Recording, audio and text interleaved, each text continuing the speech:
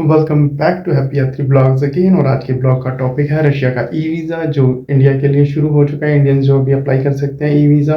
और e visa apply करने के लिए आपके पास चाहिए तीन चीज़ें। सबसे पहले आपका फोटोग्राफ जो 35 बाई 45 का होना चाहिए। दूसरा आपके पास पासपोर्ट जो उसका फ्रंट पासपोर्ट का कॉपी वो बिल्कुल क्लियर होना चाहिए, आपके पास स्कैन करके आप उसको रख सकते हैं। और तीसरा होना चाहिए आपके पास होटल बुकिंग। आप booking.com से होटल बुक कर सकते हैं, वो बिल्कुल फ्री ऑफ कॉस्ट में होता है, कोई खर्चा भी नहीं जाएगा। और उसके बाद आपको ऑनलाइन एक फॉर्म फिल करना होता है, बस आपका वीज़ा 3 से 4 दिन में आपको मिल जाएगा। ये फॉर्म कैसे अप्लाई करना है ये हम मोबाइल स्क्रीन पे ही करेंगे, क्योंकि हर किसी के पास लैपटॉप नहीं होता। तो बड़ा ईजी है मोबाइल पे भी करना। तो शुरू करते हैं, मोबाइल स्क्रीन पे चलते हैं और देखते हैं वीज़ा कैसे मिलता है। और आ गए हैं हम लोग मोबाइल स्क्रीन पे। मोबाइल स्क्रीन पे सबसे पहले जो आपको लिंक खोलना है वो लिंक खोलना है evisa.kdmid.ru। और रशिया ई वीज़ा भी ऊपर टाइप करेंगे तो सबसे पहला ऊपर आपको जो लिंक मिलेगा यही मिलेगा। ये लिंक आपको डिस्क्रिप्शन में भी डाल दूंगा। अभी इस लिंक को हम ओपन करेंगे और इस लिंक तो उससे पहले मैं यहाँ पे एक होटल बुकिंग का एड्रेस ले लेता हूँ, क्योंकि एड्रेस और फ़ोन नंबर यहाँ पे चाहिए होता है। तो मॉस्को रशिया होटल बुकिंग का मैं यहाँ पे सर्च करता हूँ। मेरे को कोई भी होटल का एड्रेस चाहिए तो यहाँ पे मैं होटल्स देख लूँगा। यहाँ से सबसे पहला होटल उठा लेते हैं और इसके अगर मैं अबाउट सेक्शन में जाऊँगा मेरे को यहाँ पे इसका एड्रेस और मोबाइल नंबर सब कुछ मिल जाएगा। ये इसका एड्रेस और ये मेरे को इसका फ़ोन नंबर मिल गया है। यहाँ पे मैं नोट डाउन कर लेता हूँ, फिल करने के टाइम पे मेरे को दिक्कत नहीं होगी। अब चलते हैं हमारे मेन पेज पे।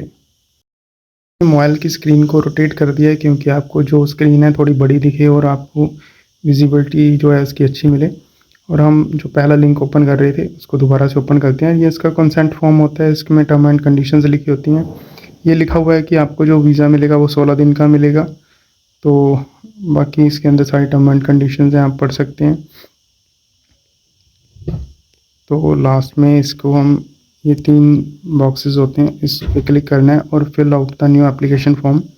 न्यू एप्लीकेशन फॉर्म है, हम इसी को फिल करेंगे। यहाँ पे मेल आईडी और पासवर्ड मांग रहा है। हमारे पास अभी इसका यूज़र आईडी कोई बना नहीं हुआ तो अभी हम register as a new user करेंगे।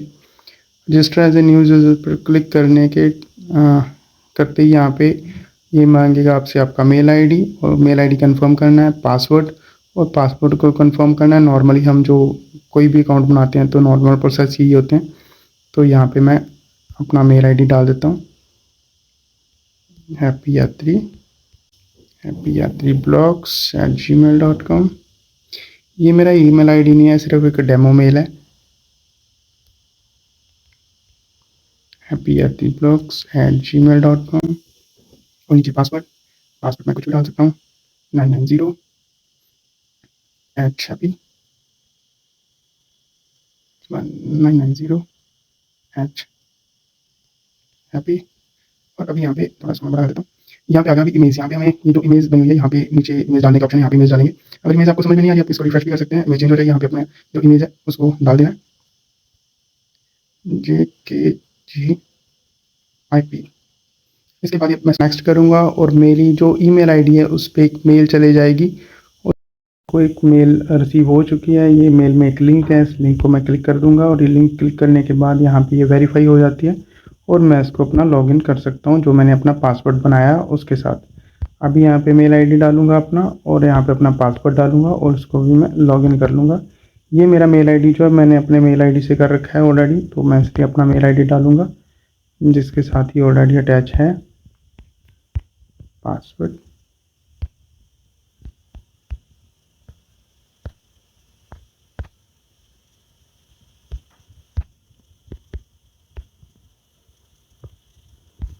तो इसको हम अभी लॉगिन कर लेते हैं। ये हो गया मेरा लॉगिन और लॉगिन में आ गया MFA रशिया जो कॉन्सुलर डिपार्टमेंट का, इसमें सारा डिटेल है वो आपको मिलेगी। यहाँ पे आपकी प्रोफाइल, पासवर्ड चेंज करना चाहते हैं, एप्लीकेशन न्यू है उसको फिल करना चाहते हैं, आपका वीज़ा कैलकुलेटर है कि आप ने किस टाइम पे जाना है और किस टाइम पे आना है, पूरा आपको कैलकुलेट करके बता देगा कि कौन सी डेट का आप पहुँच रहे हैं तो वापसी कौन सी डेट की आपकी है। तो हम अभी जो अपनी एप्लीकेशन है उस पर चलते हैं, अप्लाई ए न्यू वीज़ा। अगर आपको एप्लीकेशन चेक करनी है योर एप्लीकेशन यहाँ पे आ जाएंगी, जो जो आप एप्लीकेशन यहाँ पे डालोगे उसका सारा स्टेटस आपको यहाँ पे मिल जाएगा। हम न्यू एप्लीकेशन पे क्लिक करते हैं और ये मेरा एप्लीकेशन नंबर है, तो इसका प्रिंट चाहो निकाल के भी आप रख सकते हो। तो सेकेंडली हम यहाँ पे नेक्स्ट पे क्लिक करेंगे और आगे प्रोसीड करते हैं इसको। और मेन बात आपके यहाँ पे पासपोर्ट जो कॉपी और फ़ोटो, इसको यहाँ पे जो ऐड करना होता है उसका एक स्पेसिफिक जो टाइप होगा वो आपको भी मैं दिखाऊंगा। आपने वैसे ही करना है क्योंकि वो बार बार आपको एरर दिखाएगा। इसके अंदर क्या है कि पूरी डिटेल में बना रखा है कि ये आपको zoom in zoom out rotate करना है या फिर आपको थोड़ा फ़ोटो को साइड पे करना है या ऊपर करना है, वो सारा कुछ इन्होंने दे रखा है। तो इसके साथ आपको ये फ़ोटो है उसको सेटिंग करनी पड़ेगी। तो ये मैं अपनी यहाँ फ़ोटो जो मैंने ऑलरेडी सेव कर रखी है उसको उठा लेता हूँ। ये आ गई मेरी फ़ोटो, मैंने उठा ली है।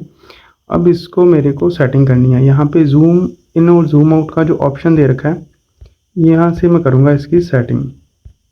ये देखिए मेरी अभी ये सेटिंग हो चुकी है, पूरी फ़ोटो मेरी परफेक्ट इसके अंदर आ चुकी है सर्कल के अंदर।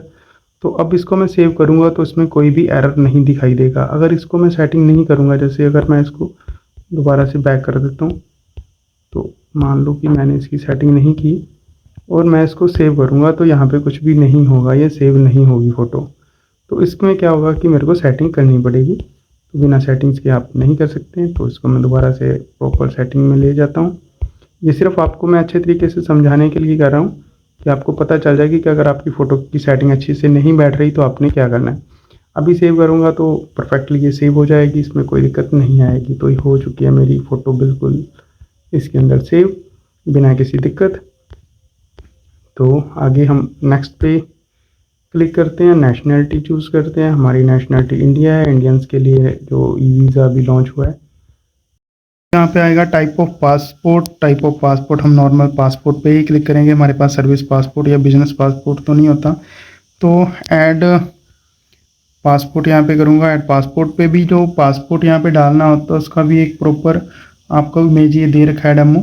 आपने उसी हिसाब से यहाँ पे अपना पासपोर्ट डालना है कि आपके पास क्लियर पासपोर्ट आपका होना चाहिए। उसको आप स्कैन करके रखें, जैसे ये मैंने ऑलरेडी रखा है। मैंने इसको इस तरीके से रखा है कि पूरी इसकी सेटिंग मेरे को करनी पड़ेगी। आपको सेटिंग करने में कोई कमी ना रह जाए कि इसमें आपको समझ में ना आए। तो आपकी पासपोर्ट की जो सेटिंग होती है ये आपको भी आज इसमें दिख जाएगी। ये देखिए मेरा पासपोर्ट की कोई सेटिंग नहीं है। इसको यहाँ पे रोटेट करने की ऑप्शन है, मैंने इसको रोटेट करना है। ये रोटेट कर रहा हूँ और यहाँ पे होगी इसकी प्रॉपर एक रोटेशन की सेटिंग। अब इसको जूम आउट करना है, यहाँ पे जूम आउट करूँगा और यहाँ पे हो गया ये जूम आउट और ये इसके अंदर आ गया। ये नीचे बॉक्स बना होता है, ये बॉक्स के अंदर ये नंबर आने चाहिए। तो ये नंबरों को सेटिंग में लेके आने के लिए थोड़ा सा यहाँ पे ऊपर रोटेट करने की ऑप्शन है, यहाँ से मैं करूँगा। और अब पासपोर्ट को ऊपर उठाना है, ये यहाँ पे ऊपर उठाने के ऑप्शन भी है। यहाँ पे मैंने उठाया, ये मेरे नंबर जो हैं ये थोड़े से अब सेट हो गए हैं। यहाँ पे साइड पे करूँगा, ये देखिए पासपोर्ट मेरा बिल्कुल सेट हो चुका है। ओके करूँगा और ये मेरा पासपोर्ट यहाँ पे फैच हो जाएगा और सारी डिटेल इसकी ये सिस्टम खुद ब खुद ही उठा लेगा। ये मेरा पासपोर्ट पूरी तरह इसके अंदर फैच हो चुका है, डिटेल्स ने खुद ब खुद ही उठा लिया। जो डिटेल्स यहाँ पे इसने नहीं उठाई उसको मैं अभी फिल कर दूंगा। जैसे मेरे पासपोर्ट की यहाँ पे जो इशू डेट है, इशू अथॉरिटी कहाँ से, मेरा पासपोर्ट यहाँ से इशू है। मेरा पासपोर्ट चंडीगढ़ से इशू है, चंडीगढ़, मेरा पासपोर्ट चंडीगढ़ से इशू है। मेरा सरनेम आ गया, यहाँ पे मेरा गिवन नेम आ गया। और इसके अंदर छोटी सी मैं आपको एक और बात बता देता हूँ कि अगर किसी का सिर्फ नाम, जैसे यहाँ पे मेरा गलत नाम उठा लिया थोड़ा सा इसने, इसको मैं ठीक कर देता हूँ, रजिंदर। तो यहाँ पे अगर किसी का सिर्फ सिंगल नेम है, जैसे मान लो कि मेरा भी सरनेम कुमार है, तो अगर किसी का सिंगल नेम है तो उन्होंने क्या करना है, यहाँ पे अपना सरनेम नहीं डालना और यहाँ पे do not have any surname पे क्लिक कर देना। अगर है तो यहाँ पे सरनेम डालना है। जैसे मेरा कुमार है तो मुझे कुमार डालना पड़ेगा। गिवन नेम है वो भी दोबारा से डालना पड़ेगा। ऑब्वियसली पता है गिवन नेम तो सबका होएगा ही, रजिंदर। ओके, तो अब मेल, डेट ऑफ बर्थ और मेरी country of birth. Country of birth हम इंडियंस हैं, यहाँ पे इंडिया आएगा। इंडिया, वेयर इज इंडिया, यहाँ पे India. Were you born in the USSR और दी रशियन फेडरेशन, यहाँ पे नो आएगा। प्लेस ऑफ बर्थ, यहाँ पे मेरा प्लेस ऑफ बर्थ लुधियाना। तो मैं लुधियाना डालूँगा। जो मेरे पासपोर्ट पे ये डिटेल्स होती हैं ऑलमोस्ट सारी, तो यहाँ पे personal identification number if available, मेरे पास कोई पर्सनल आइडेंटिफिकेशन ऐसा नंबर नहीं है जो मैं यहाँ पे डालना चाहता हूँ, तो ये आप ब्लैंक छोड़ सकते हैं। जो यहाँ पे रेड स्टार बने होते हैं, जैसे यहाँ पे रेड स्टार बना हुआ है, रेड स्टार बना हुआ है, रेड स्टार बना हुआ है, ये डिटेल्स डालनी मैंडेटरी होती हैं। यहाँ पे रेड स्टार नहीं है, ये आप छोड़ सकते हो। यहाँ पे do you currently have or have you ever had other personal data, no. Personal identification number हमने छोड़ रखा है already. Do you have country have other citizenship, हमारे पास किसी और कंट्री की सिटीजनशिप नहीं है। You have other had any other nationality, हमारे पास कोई और नेशनलिटी नहीं है। हम इसको अगर चाहें तो सेव भी कर सकते हैं ड्राफ्ट में, अगर हमारे को पता है कि हमने जो डिटेल्स फिल करी हैं वो सारी सही हैं, तो हम इसको नेक्स्ट करेंगे। और यहाँ पे purpose of trip, purpose of trip हमारा टूरिज्म। डिस्क्रिप्शन में हम डाल सकते हैं फॉर टूरिज्म पर्पस, पर्पस हम टूरिज्म पर्पस के लिए जा रहे हैं, यहाँ पे हम ये डाल देंगे।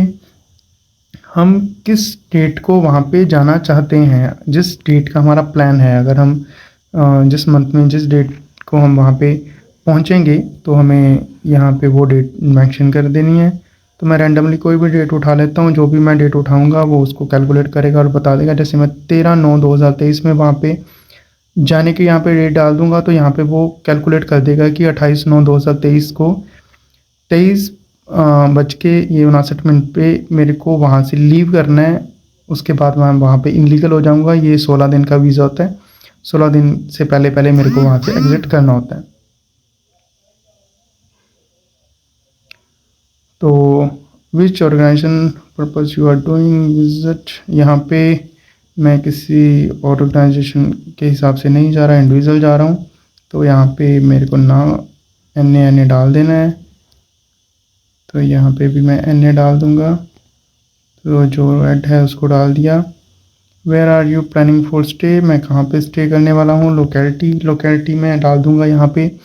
और अगर आप सेंट पीटर्सबर्ग और मॉस्को दोनों में जाना चाहते हैं, हम दोनों की डिटेल डाल सकते हैं। अगर आप सिर्फ एक जगह पे जाना चाहते हैं तो एक जगह की डिटेल डाल सकते हैं। मैं सिर्फ मॉस्को की डाल देता हूँ, सिर्फ आपको बताने के लिए, मॉस्को। तो टाइप ऑफ अकोमोडेशन यहाँ पे होटल कर दूँगा। नेम ऑफ होटल का मैं नाम डाल दूँगा। अगर आगे कोई कंपनी है तो कंपनी का नाम डालेगा। तो मैं होटल बुकिंग पे जा रहा हूँ, तो इसलिए मैंने यहाँ पे होटल बुकिंग का जो एड्रेस है वो मेंशन किया।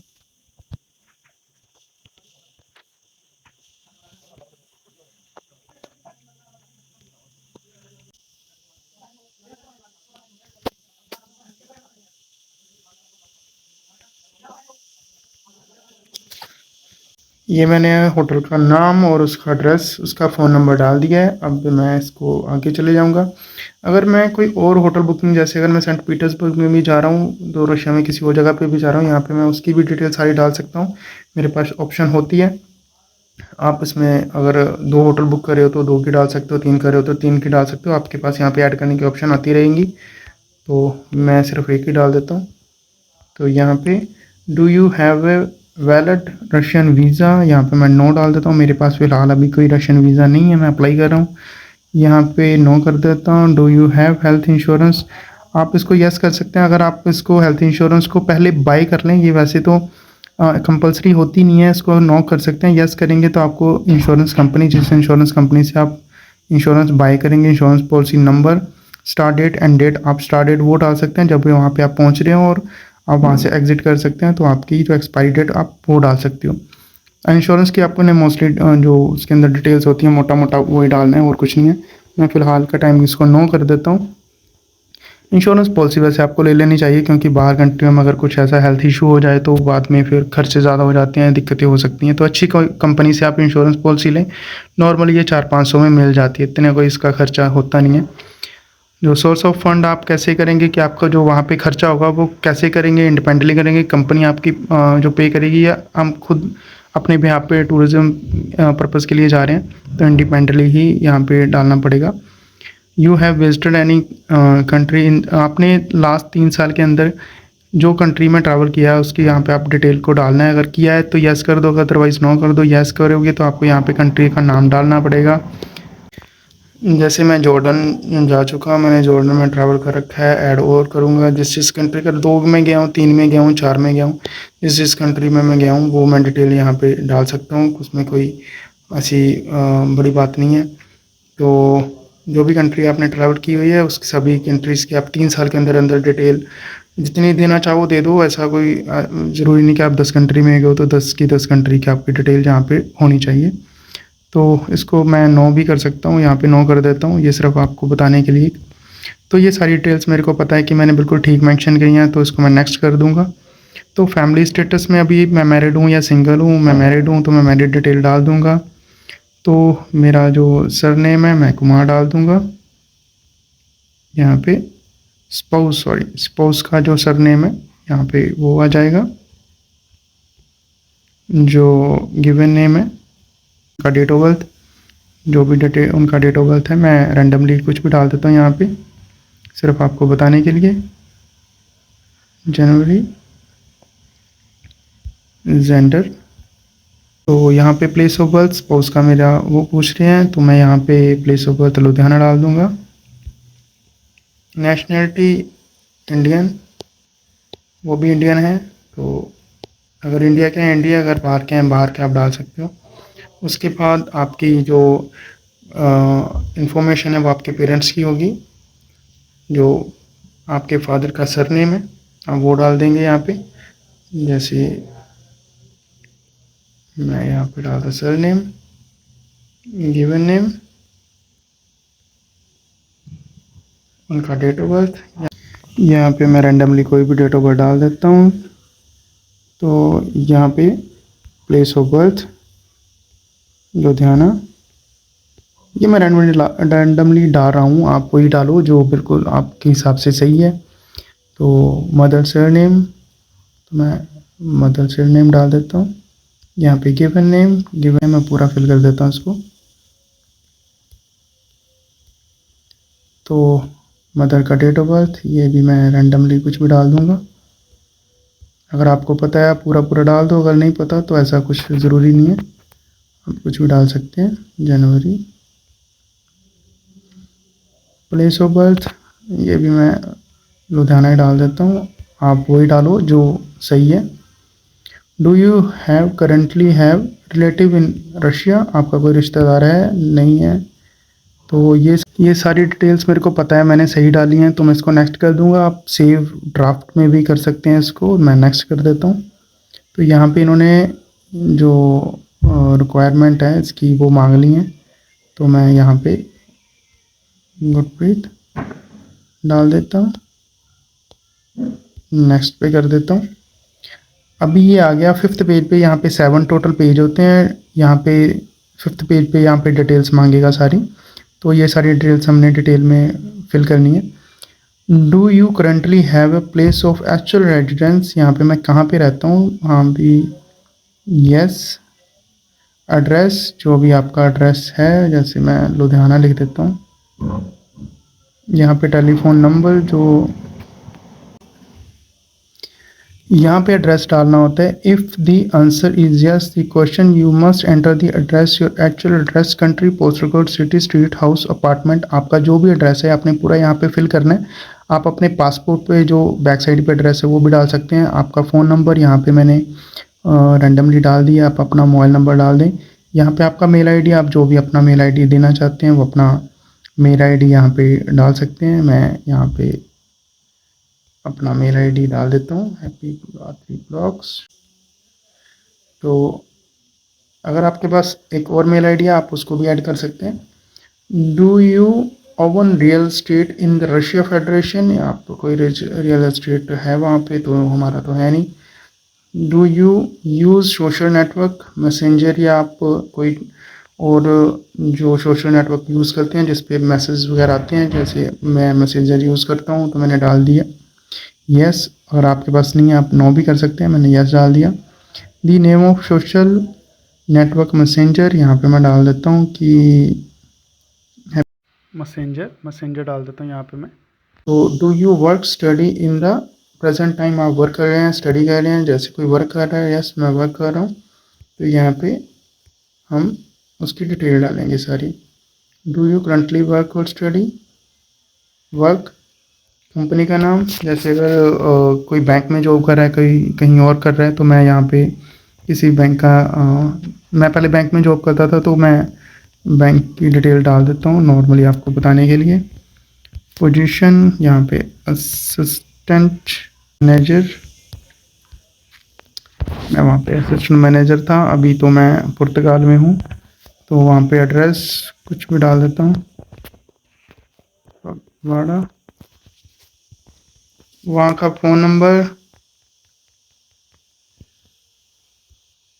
वहाँ का ईमेल आईडी, जो भी आपका ऑफिशियल अगर मेल आईडी है तो ठीक है, अगर नहीं है तो आप किसी वहाँ पे बंदे का मेल आईडी भी डाल सकते हैं, जो भी आपका कोई ख़ास, अगर आपका बॉस या आपका कोई फ्रेंड है तो।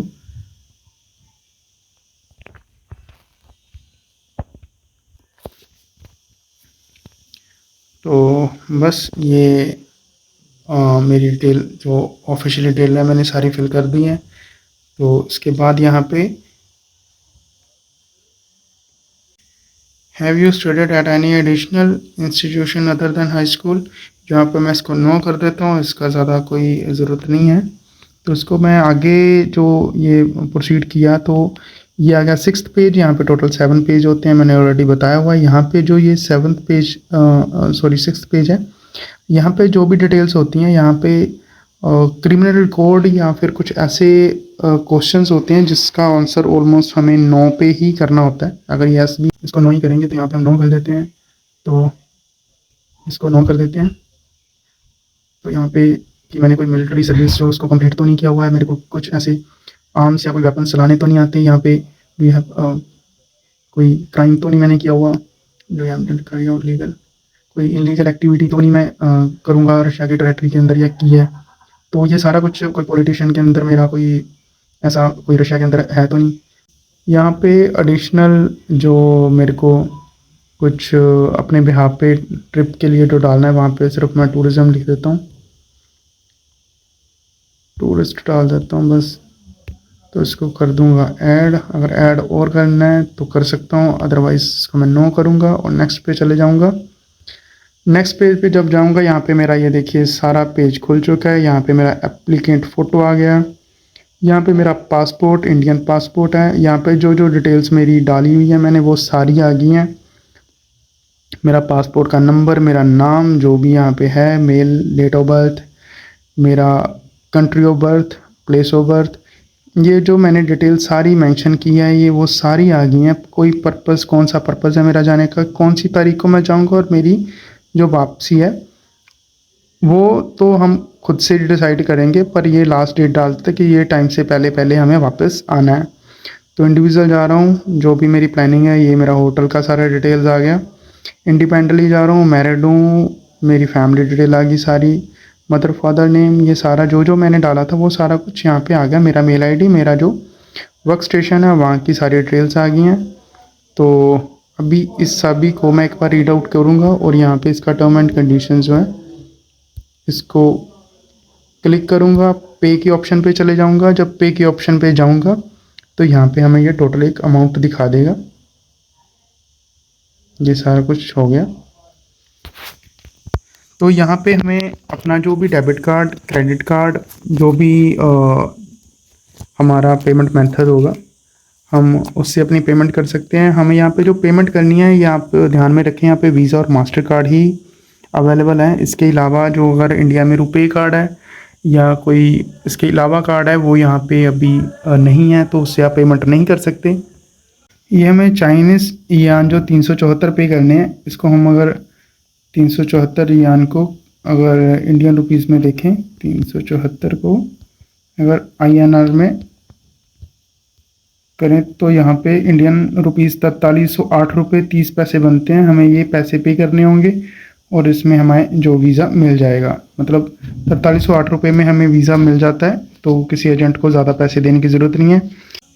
मैं कार्ड की डिटेल डाल देता हूँ। जैसे मैंने कार्ड की डिटेल डाल दी तो यहाँ पे मेरे से वो CVV नंबर मांगेगा। उसके बाद CVV नंबर के बाद वो मेरा जो कार्ड होगा उसको रीडायरेक्ट करेगा मेरे पेमेंट गेटवे पे, और पेमेंट गेटवे पे जो जाएगा तो आपको एक OTP आएगा, या फिर जो भी आपका गेटवे का प्रोसेस होगा उसको कंप्लीट करेगा, आपकी पेमेंट हो जाएगी।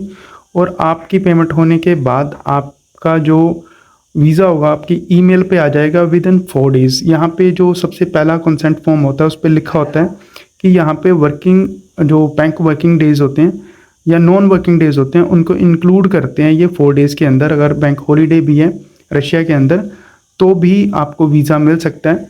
तो 4 दिन आप मान के चलो, 4 दिन से पहले आपको आपका वीज़ा जो वो आपकी मेल पे मिल जाएगा।